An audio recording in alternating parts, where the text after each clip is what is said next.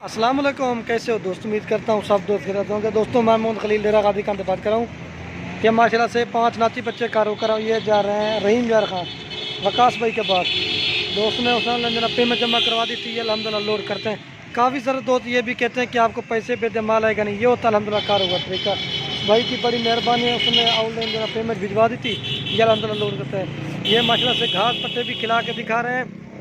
ये मैंने इसकी वीडियो लगाई थी, 5 नाती बच्चे थे, 3 शेरा प्रिंट और 2 ब्लैक है। ये गाड़ी पे आने वाली है, माशाल्लाह से लोड करते हैं। अगर कोई भी हमारे फार्म का विजिट करना चाहे वो भी अल्हम्दुलिल्लाह से कर। हाँ चेक कर लें वकास भाई, ये गाड़ी आने वाली आप लोड करते हैं। जिस तरह अल्हम्दुलिल्लाह वीडियो में दिखाते ना, एक एक करके लोड करने से पहले भी दिखा देते हैं। आप गाड़ी में माशाल्लाह से लोड करते हैं। वकास साहब चेक कर लें, ये गाड़ी आगे आप लोड करते हैं, एक एक करके माशाल्लाह से दिखा ना। बस बढ़िया करना फोटो चेक कर और तो चेक भाई। हाँ चेक कर लें वकास साहब, ये वकास साहब चेक कर लें। ये एक लोड कर दिया, चेक करते रहना। बाकी यार आते आप लोड करते हैं माशाल्लाह से। हाँ चेक कर, और ये भी अनलोड करते हैं माशाल्लाह से।